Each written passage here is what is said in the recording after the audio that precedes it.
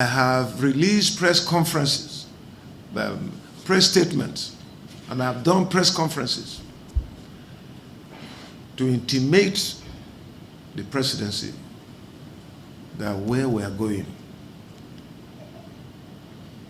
the end will not be pleasant for anyone, including the presidency. Nobody listened to me. No one gave attention to the issues that I was raising. But I was doing it for the interest of this country, but especially my own state where I am governor and people elected me. I saw the danger. It is said that prevention is better than cure. Nobody listened. If steps were taken in 2017 or 2016 to 2017, when I saw this evil coming on our land, Mr. President himself admitted that truly the Fulanis, they now call them bandits, is Fulani terrorists. That is what I call them. Mr. President himself admitted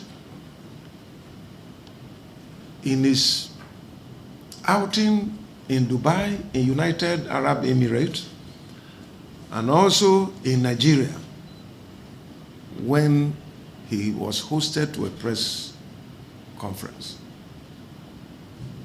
that the people who are coming into Nigeria to terrorize us are Fulani terrorists from Mali, from Niger, from Chad, from Senegal, from Libya, from Mauritania, and other. Himself admitted. And they come here without valid visas and documents. So how can you leave your country that you're presiding and you're the commander-in-chief of the armed forces to be invaded by foreigners? What is the duty of security? What is the duty of commander-in-chief of the armed forces? So we have found ourselves. So you can see that it is said that charity begins at home. So if Mr. President cannot secure his own home, said Katsina, where killings are going on, unabated, how can he secure Benue? How can he secure Kaduna? How can he secure other parts of Nigeria that are being terrorized by these foreigners that are coming from other places? I am aware that majority of the people that live in Katsina are Fulanis. But are being terrorized, humiliated, displaced, killed, maimed, and traumatized in the same manner that is happening in Benue State. So it is not a matter of Fulani listening. What we have here on ground is beyond ethnicity. In Nigeria alone, we have more than 250 ethnic nationalities. There is no way someone will separate himself and coerce others to become his ethnic group. We must cohabit, we must live together, we must work as a people, we must be united to ensure that we develop our country. Truly, as you have said, we lack nothing in this country. We have everything to be a great or one of the greatest nations in Africa and in the entire world. Is it about mineral resources? Is it about arable land for agriculture to thrive? Is it about what? Is it about human capital or what? Look at our population. In Nigeria alone, we are over 200 million people. But how can we turn this large population to effect development when we have this level of insecurity that is going on in Nigeria? I feel sad. I weep for my country. Each time I talk the presidency will talk about I have not paid salaries. If I have not paid salaries, this is not their responsibility to help me. As they are helping other states, they have helped other states, but because I speak truth to them, they have refused to support me. But I'm trying in my own way, whether pensioners or salaries, what I have, I reach out. I have served at the local government level, at the state level, at the federal level, and now back as governor. I have never been found wanting. I have never been indicted. And no one can accuse me or indict me for any fraudulent practice that I have done. And I challenge anyone to come, even as my over 6 years of government. I ask the anti-corruption agencies in Nigeria to come after me and I check my record. If I have done anything outside the budget of my state, which is approved by the House of Assembly as enshrined in the Constitution of the Federal Republic of Nigeria, let them be indicted, or anyone walking around me. But each time you try to talk. But you can imagine the independent assessment coming from the UN country representative. I have nothing to add to what you have said, though. And I wish that coming from you, this is not your first place of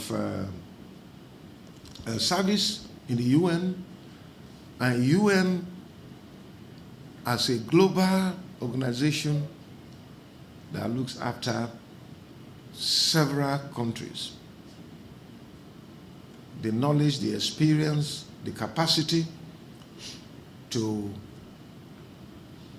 have information and offer suggestions on things that can actually add value and development to any society abound in the UN.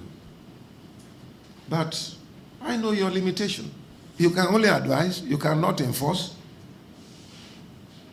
And so, like I requested, please, we want you to give us a copy of this.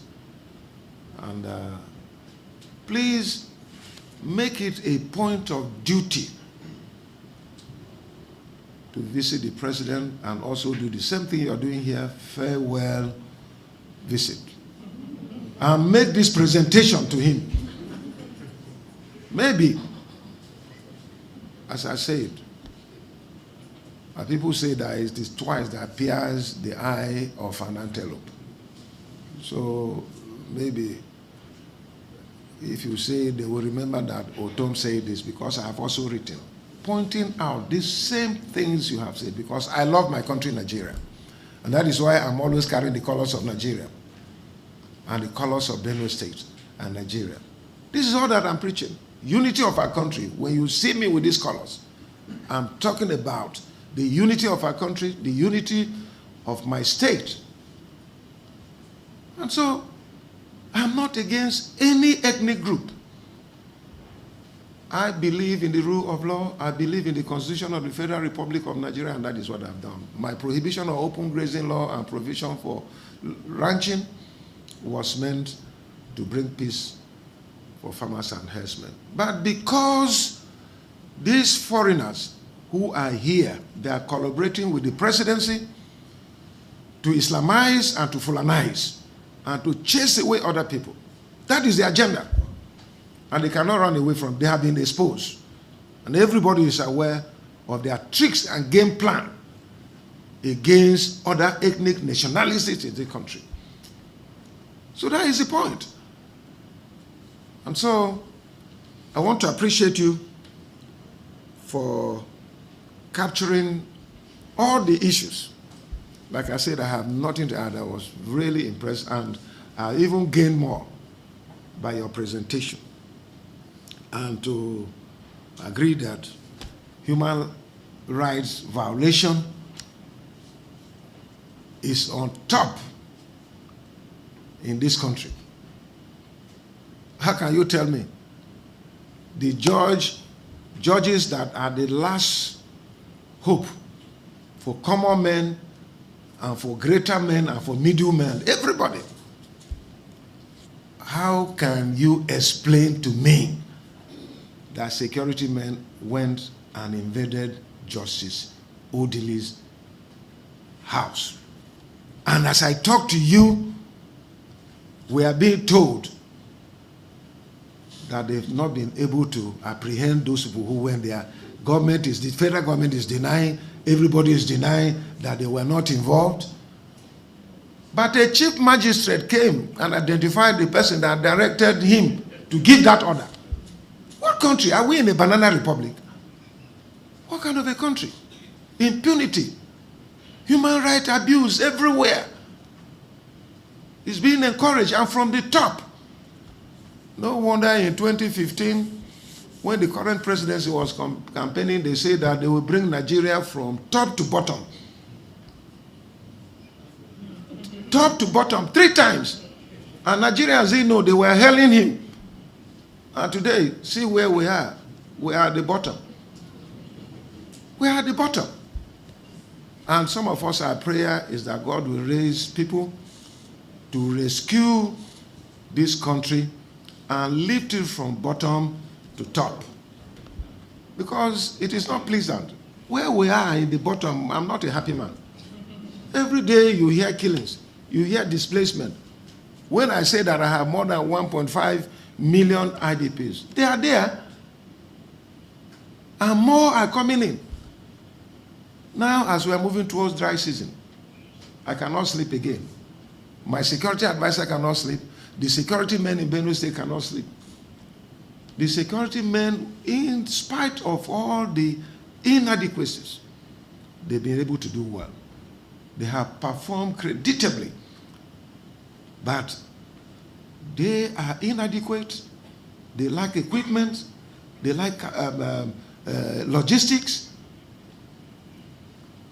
We support as a state, but it's not adequate for them to cope with the challenges of security in our state. But they are doing well. And that was why Benue State Executive Council decided to strengthen the law that was passed in 2000, the year 2000, community volunteer guards, to complement what the security agencies are doing. We decided to endorse it. And the House of Assembly have approved and have signed it, signed the amendment. In the next few weeks, we're going to embark on training of our people. And the recruitment is based from bottom to top. Not top to bottom, bottom to top. And so in every kindred, you're going to have these community volunteer guards. In every council ward, in every local government, and at the state, you're going to have these community volunteer guards. And they will be armed with lawful weapons. Weapons that are not prohibited by law. We're going to arm them. And that is what we have decided. And these people will complement the conventional security agencies in our state. And we believe that this will go a long way in helping us curb the level of insecurity that is going on.